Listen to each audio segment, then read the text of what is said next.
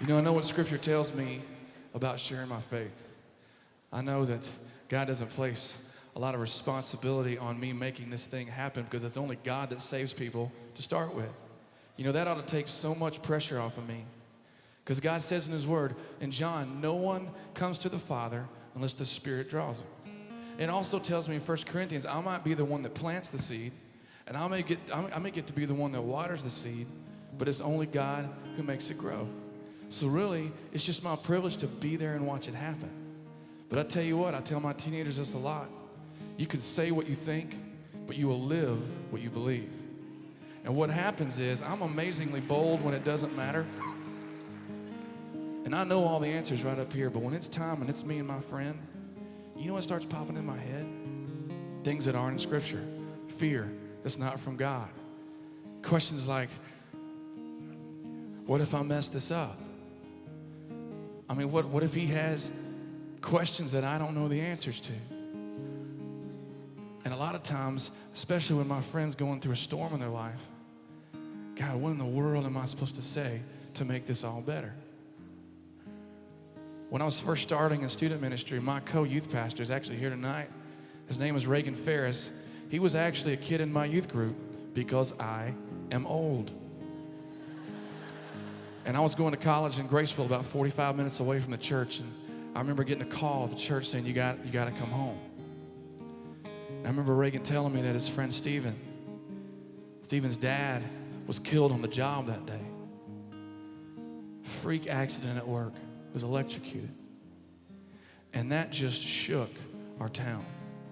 And it shook my students. And I remember racing there on this 45-minute drive home, wondering, what in the world am I going to say?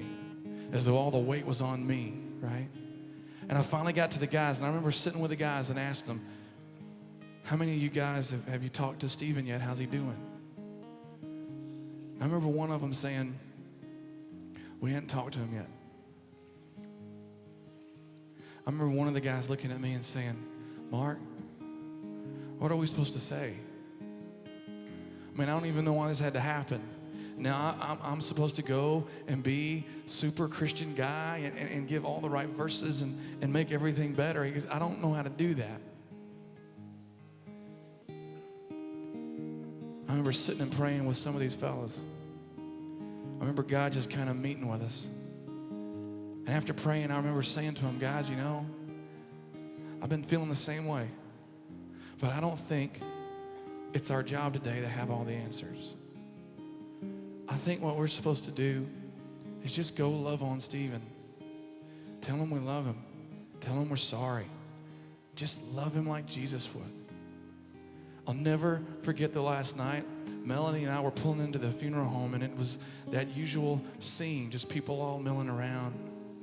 But right over here to the right of the parking lot, I remember seeing this old pickup truck, this big old football player named Stephen, who just lost his dad, sitting on the tailgate, just slumped down looking at the ground. But he was not by himself, because all around him were the guys in my youth group. And they weren't flipping through their Bible trying to find answers for the day. They weren't feeling like they had to defend God. They were just standing there looking at the ground with him.